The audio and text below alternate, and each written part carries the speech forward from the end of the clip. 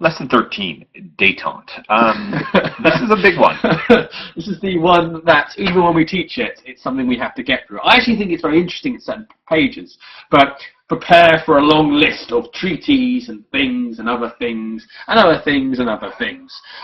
The questions around this tend to be of either how does this period of time get maintained, and you need 3 examples, or describe the key features questions based on something here. So let's crack on. So détente, just to recap, is a French word, refers to a reduction in tension between the superpowers. The lack of real threats to peace, it's important to note, during the Czech crisis and even the Vietnam War, are evidence that despite what would seem to be provocative actions, particularly by the US in the Vietnam War, and particularly by the Soviets in the Czech Republic crisis, war was not as close as it was in any way, shape, and form during the Cuban Missile Crisis, or even the Hungarian uprising to that extent. So the years 1969 to the 79 saw real attempts at arms limitation. There were summit talks. A summit is a meeting of superpowers where they sit down, they bring all of their advisors, and they get really into maybe ways to improve relations. And also, interestingly enough, personal visits between leaders. So, there's a couple of things where we sit, which remind yourself first of the second of the Brezhnev Doctrine. This is the argument that any communist country that was threatened by capitalist ones, they would intervene. And this means that, as we shall see, the Cold War becomes very quickly widened to include places like Vietnam, as well as some Latin American countries as well. In a similar regard, the Six-Day War, with Israel with US backing, wins, where the Arab states instead decided, in order to protect themselves and get better access to weapons, they decided to get closer to the Soviet Union. Each side, in fact, gave arms to their respective allies in order to get involved in the conflict. This is called a proxy war, P-R-O-X-Y, proxy war, and that's where you fight the Cold War, and you also fight each other, but in a way that doesn't escalate directly into tensions. It's more smaller countries, with ideological similarities. Yeah. Fighting people. Fighting using the weapons of the 2 big countries, come into conflict and are supported by either side. But Soviet and U.S. troops never fight each other. Absolutely right. Even when the US troops are being shot by Soviet weapons, there's Vietnamese people holding the weapons. Yeah. So, and the important thing to note is, even though this is a period of widening tensions, and there are lots of conflicts like this, and we'll go on to Vietnam in due course, it doesn't affect the broader, let's try and make things work. Okay, they might try and troll each other, but that's the level they get to. The real test of détente comes with a widening of what becomes anti-communist U.S. policy in Asia. China going communist in the 1940s was really the first straw. That, of course, as you know, was followed by North Korea, who, after the Korean War, we see half of the Korean peninsula dominated by a communist North Korea. And also, there begins to be a number of Southeast Asia countries, many of which were former British or French colonies, starting to be drawn into the communist ideology and starting to link up with the Soviet Union. In effect, the United States, seeing and sensing growing threats to Southeast Asia, growing communism in Southeast Asia, begins to expand its containment scheme. In other words, the Truman Doctrine, which ostensibly had been just about European countries, is spread to mean all of the world, and acutely in sort of the years 1965 to 1980 to mean the area of Southeast Asia. All of this doesn't take into account the fact that in these countries, growing forces of nationalism, anti-colonialism, are starting to dominate politics in newly created Asian nations. And the USA finds itself, as a result, wading into incredibly unstable situations, and they ally themselves with governments that oppose reform. So as a lot of these countries are trying to break away from being controlled by Britain or being controlled by France, the United States trying to keep a lid on things lest these countries adopt a communist backing or adopt a communist system, which they're very much against, they start to become allied with governments that oppose reform. And one of the biggest examples, and perhaps the most profound example of the United States allying itself with a government that opposed reform, took place in Vietnam. Now, this picture here is a rather horrifying picture. It's one of the more powerful pictures of the 20th century.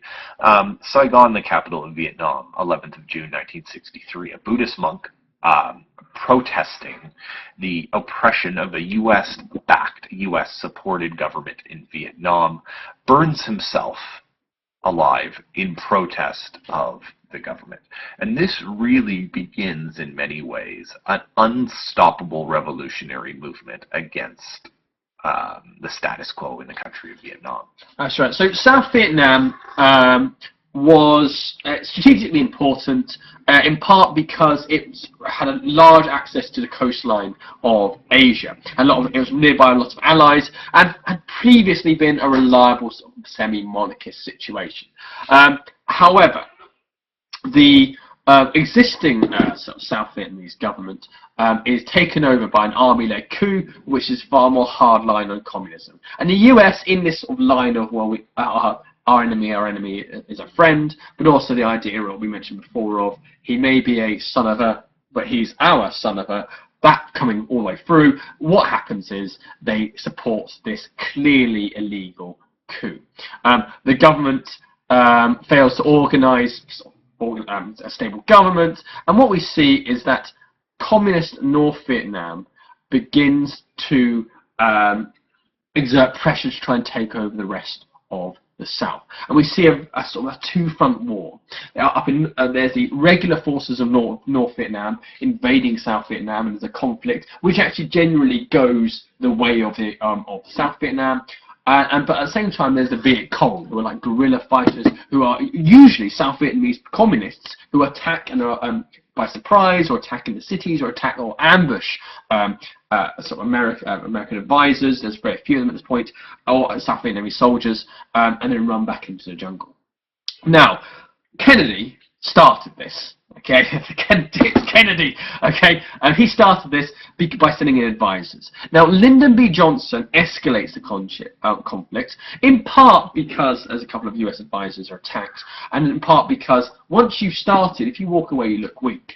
And he escalates conflict by putting more and more US military personnel and giving them increasingly authorization to take all necessary measures. Initially, the US forces were there to train, inverted commas, the South Vietnamese forces, but with President LBJ's sort of escalation, what we see is the US forces increasingly taking the lead at fighting and taking on the North Vietnamese and the Viet Cong forces. And so by 1968, 500,000 US troops are active in Vietnam. That's a lot, and this war becomes very, very bloody. In reality, 14% of the Vietnamese population will be dead by the end of this war. It's a real brutal war of attrition, we'll see in a second. And by 1969, LBJ, desperate to get out of this, he knows it's a quagmire. He's on record of a quagmire being like a quicksand. He's stuck in it, you can't get out. He thinks the only way to get out of this quickly is to escalate. The more we escalate, the more overwhelming force we show, the more we'll be able to win this war and get it over with. Because even by 1969, he's feeling the pressure. So the United States gets involved in a war that they don't necessarily want to get into. They commit incredible amounts of resources to the fight in Vietnam, and they end up in a very, very, very, very hard, and despite their advantages in equipment, supplies, and arms, the nature of fighting in Vietnam, a country that is mostly densely packed tropical rainforest, hot climate, with people who don't speak your language, with a culture you don't understand, made the United States made the job of the United States actually try to win this war very, very hard. So despite all of their inherent advantages, the nature of Vietnam really equaled the playing field. Not to mention the fact that they had allied themselves with a poorly led Vietnamese army and an incredibly weak government who made a really pretty much useless partner. I mean, by 1968, the United States is doing most of the fighting, and the war is becoming incredibly unpopular at home. By saying incredibly unpopular, if you're familiar with what's going on in the United States this time in 1968, the heart of the the hippie movement, the summer of love, the make peace not war, there's open protest in the streets of America over their involvement in a war that is being shown on American TV to become increasingly controversial, bloody, and hopeless. That's right, and this is really underlined to Americans by the Tet Offensive. The Americans and LBJ have been telling, the American army and the LBJ have been telling the American people that they were just about to win the war. They're just about to win the war. The Viet Cong were on their last legs. And in 1968, during the Lunar New Year, which is called Tet, the Viet Cong launched a simultaneous offensive and attacked pretty much every major city in the South. Although the vast majority are defeated, and actually it's a disaster for the Viet Cong. They lose hundreds, even thousands of fighters, probably their best fighters, in this attack, which doesn't achieve anything. They do manage to capture temporarily the US Embassy. Now, whereas this is a major defeat for the Viet Cong, it also was horrific for the USA, because suddenly, after being told for years that, oh, they're about to win, here's evidence that the Viet Cong are not stronger than they used to be before, and actually they're being lied to by their leaders. This really goes a long way to bringing down Lyndon Johnson, the man by the end of his term, a good man, but is completely and utterly emotionally exhausted and defeated. Yeah. Richard Nixon runs a strong campaign against Lyndon Johnson's replacement, a guy named Hubert Humphrey, destroys him in the election, and takes over on a platform to get America out of Vietnam. However, when he takes over, he does not end the war. Richard Nixon will try and take steps to end the war, but what he will not do is pull the American troops out right away. He will temporarily escalate the conflict. Surrender, isn't it? Yes, but he, interestingly enough, tries different strategies, and this is where this whole idea of the Cold War comes into place. So right now, Vietnam is a proxy war in many ways, although not necessarily entirely a proxy war, because the United States is fighting. The Soviet Union is not fighting. The United States are fighting communists in Vietnam. Nixon decides to take steps to end the war, and he tries a couple things. His main idea is known as linkage, and this is an interesting thing. Basically, he believes that if he went and improved relations, trade, technology links with the Soviet Union, the group or the country that's predominantly backing the North Vietnamese, they would potentially persuade the North Vietnamese through back channels to negotiate an end to the war. In other words, to end the war, and basically the same terms as a Korean War did, to split Vietnam in two. North can have the North, the South will remain the South, etc.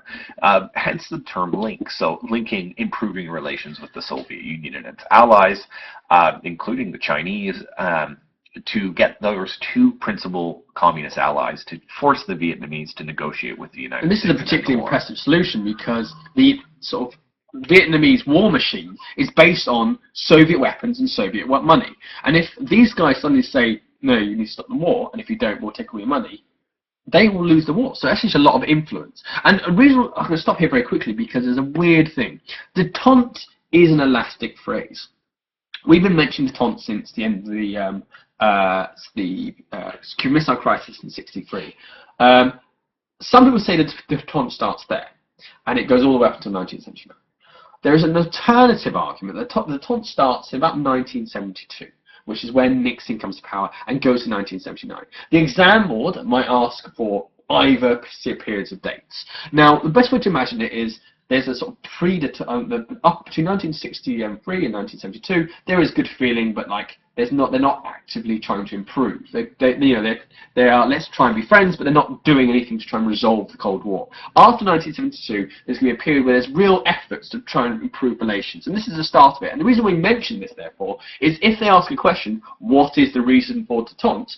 The Vietnam War, Nixon wanting to get out of it, and the way, how does he do it? By making friends with the Soviets, is a big reason. This is the first time a president has an electoral reason to make friends with Russia. Before that time, you get voted in by saying, I hate Russia.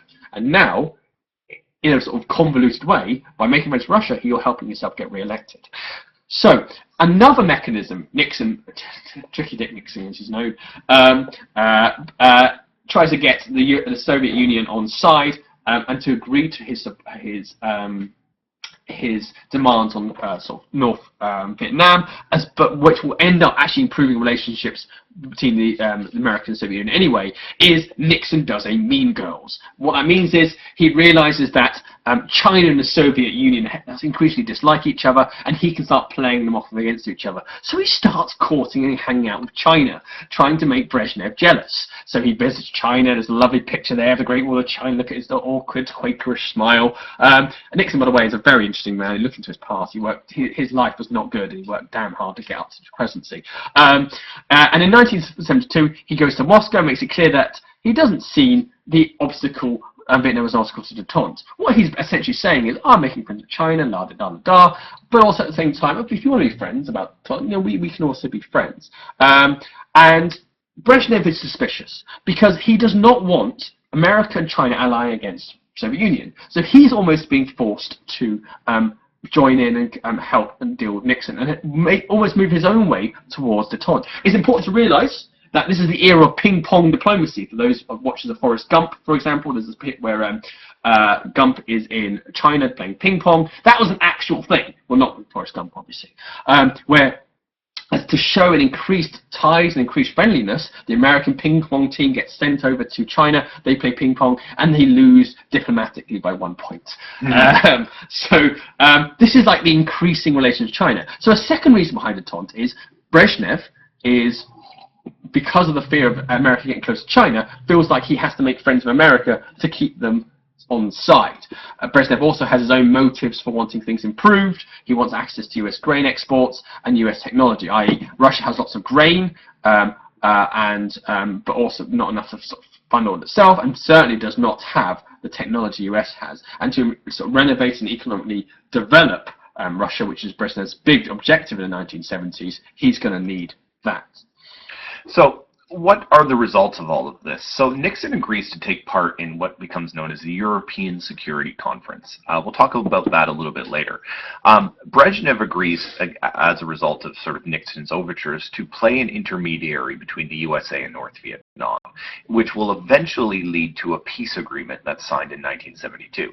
Now, or 73. Now, you've got to consider this for a second. Considering in 1962, these two countries almost go to war with each other, these actions show just how much relations improved during détente. So you can argue very clearly that the need for the USA to get out of the Vietnam War really brings the United States and the Soviet Union closer together. And of course, it's Brezhnev himself who is a sort of go-between, the intermediary, the person who brings the US and the North Vietnamese to the table and negotiates a settlement which allows the Americans to get themselves out of the Vietnam War, which they are able to extricate themselves from in 1973.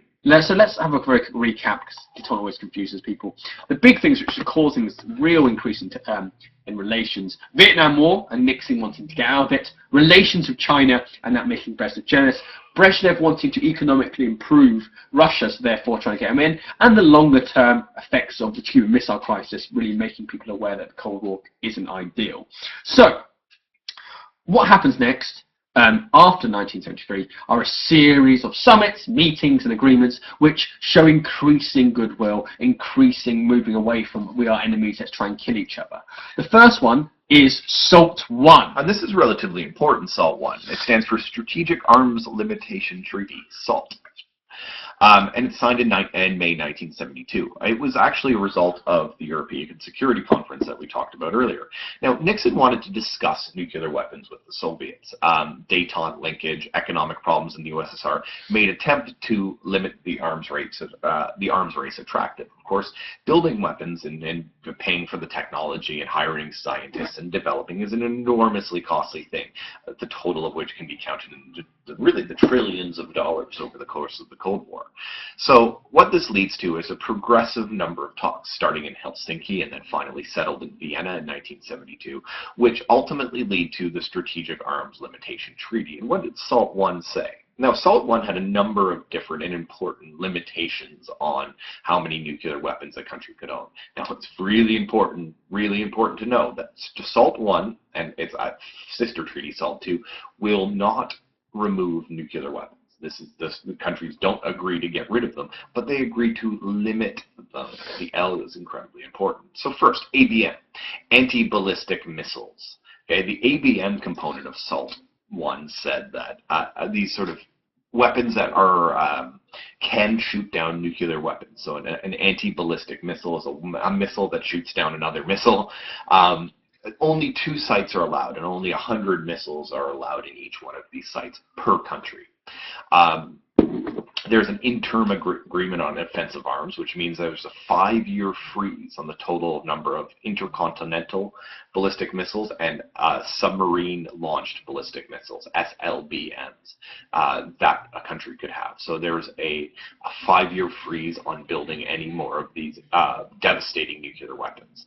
Also, strategic bombers such as the US B-52, which you've seen pictures of in previous lessons, are not limited. So a country could have as many strategic bombers as they want. However, they can't necessarily put all of the weapons in submarines that they could before.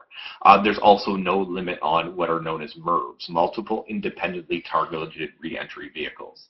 Now, if you want to see what these things look like, there's some interesting pictures in your book, but a multiple independent targetable re-entry vehicle is effectively, imagine a missile with several missiles inside of it that is launched into the atmosphere. Each missile inside the large missile has a target. So for instance, if the Soviets have one, they would have one part of the MIRV for Washington, another part for Boston, another part for New York City, and another part for Philadelphia, for example. They would fire the MIRV into the sky. The MIRV would basically decouple, like you can imagine them, like in many ways like the space rockets that go up. The parts come off of them, and every time when it goes up into the sky, it basically spreads apart. These independently targeted missiles then fire off and attack several places at once. It's an incredibly devastating, effective weapon. So these were not limited in SALT. So what SALT is more of again, the first gesture of goodwill, a real, I guess, extension of some of the test ban treaties and things like that were signed in the 1960s. But this is the first time nuclear weapons were limited in any way, shape, and form. Absolutely. And it was seen at the time as a first step, not as the answer in all prayers. But if I've got a gun, if I've got 2 guns to Mr. Raine's head, and he's got 2 guns to mine, I'm not going to suddenly drop all my guns and go, okay, we're going to drop at one gun and then another gun, and etc., etc. You're going to do it piece by piece. Or we're going to say, as long as we're going to hold guns to each other's head, we're not going to increase the power of the guns we're holding. Right. Yeah. So like, there's a sense of this is the first de-escalation. It's not huge. They can still kill each other very quickly. It's not showing their best buddies, but it's the first step. So this is slightly complicated by the Yom Kippur War in October 1973. I'm sure you know some bits about.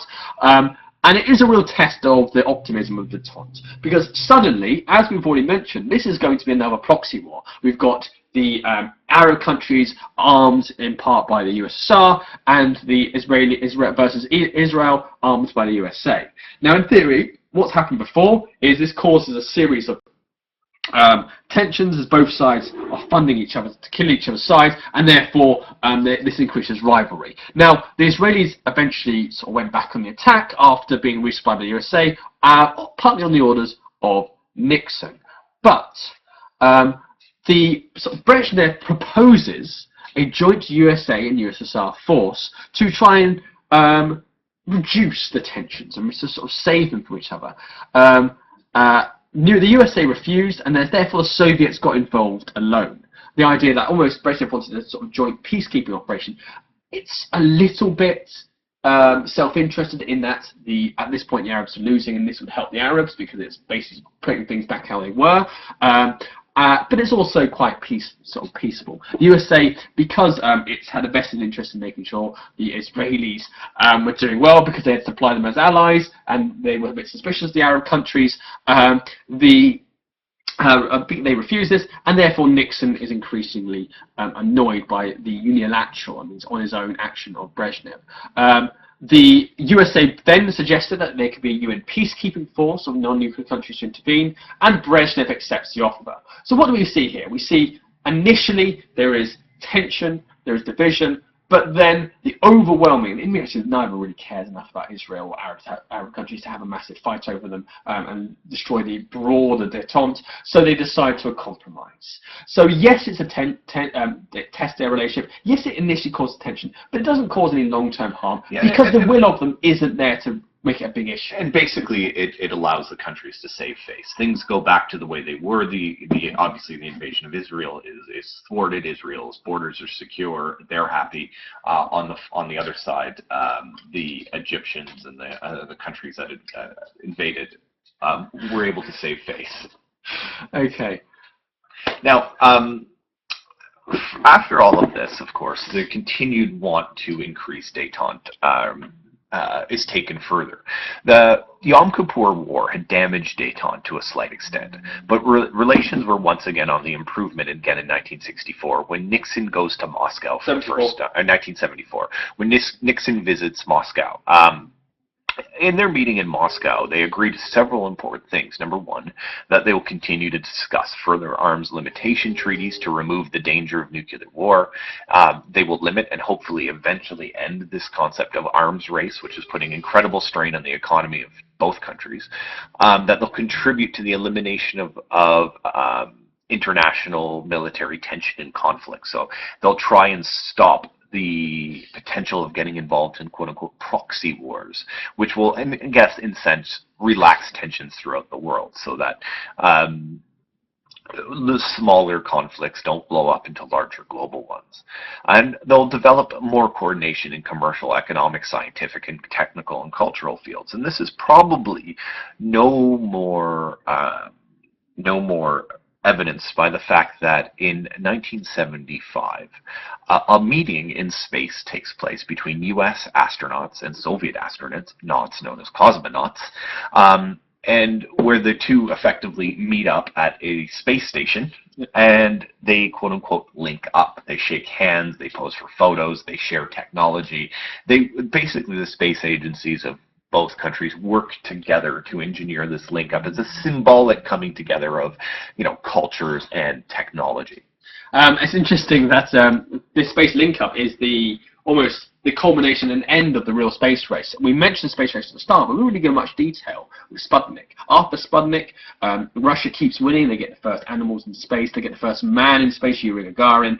But then America takes the lead by putting the first man on the moon. And from there, there's no real where else to go, really, and so America pretty much is entrenched, winning that. And the space link-up is always a natural, and now we all do it together. And it's not an accident after this, the idea of the ISS, the International Space Station, really starts coming in. So, the next good time thing that starts happening, but creepy foreshadowing noise will also be the beginning of the end, for reasons that will come clearer later, is the Helsinki Agreements in 1975. So, the USA and the Soviet Union, along with other 33 countries, decide to make declarations about 3 international issues. And the major issues they talk about are security, cooperation, and human rights. Let's take security first. Basically, they'll recognize Europe's frontiers. The Soviet Union will accept the existence and legality of a country known as West Germany. Of course, they had always not really liked the idea of West Germany. They believed in Germany being completely unified. They accept at Helsinki that Germany will be divided and West Germany will remain a legitimate country and that their borders are effectively the word I'm looking for is legitimized in the eyes of the Soviet Union, which is an important symbolic step, a recognition that the West has a role to play in German affairs. Secondly, cooperation. There's a call for closer economic, cultural, scientific links. These would lead to even closer political agreements down the line. And lastly, human rights. Each of the 33 countries that signed the Helsinki Agreement, agree to respect the fundamental human rights and freedoms of thought, speech, religion, and freedom from unfair arrest.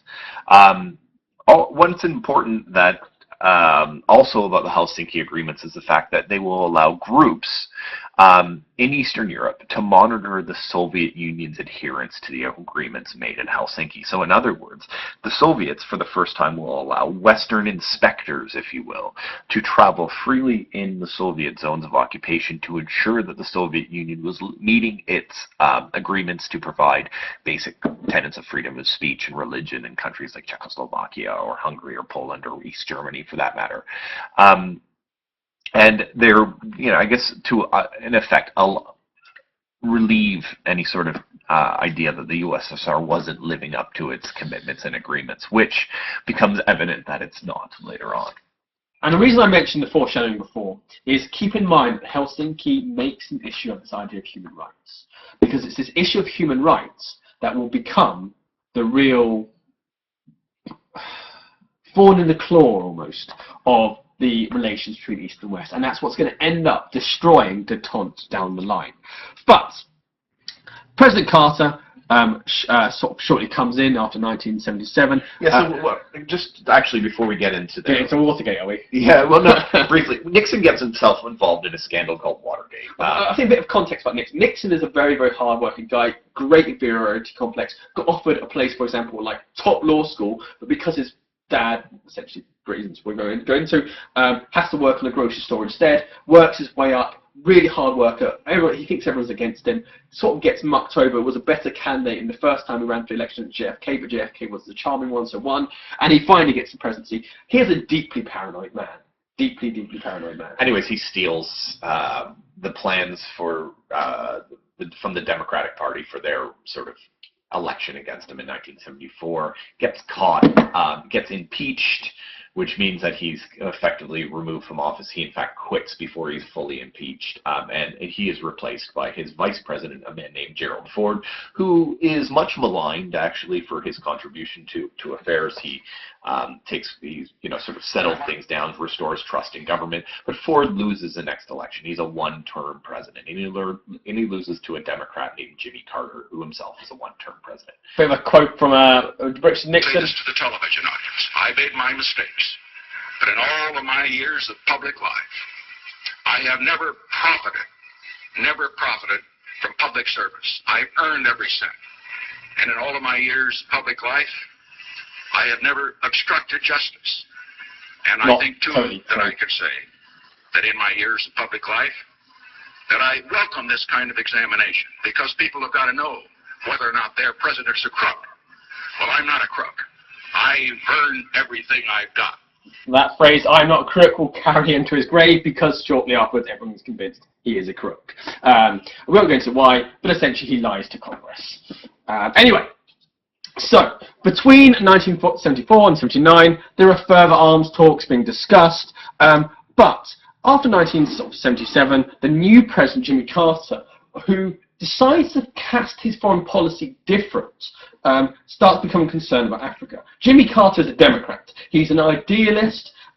He is a very much sort of Wilsonian liberal from the show off. What that means is essentially he believes in a higher moral purpose of foreign policy. Not just dirty, this is what we need to do in order to get stuff sorted. That you need to have a code, you need to have honour. And his honour, his rallying cry is human rights. And that's actually a huge contrast to the Republican administrations of Ford and Nixon, who under sort of a Kissingerian realpolitik foreign policy really got involved in the nitty-gritty. Absolutely right. So, and he was particularly concerned that the Soviets were getting the influence over Africa, supporting despotic communist regimes, particularly in places like Angola, and trying to get support there. So they thought that what they're going to do is increase spending to support opponents of communist uprisings in order to frustrate their efforts. As well as that, Carter increasingly publicized their efforts against these African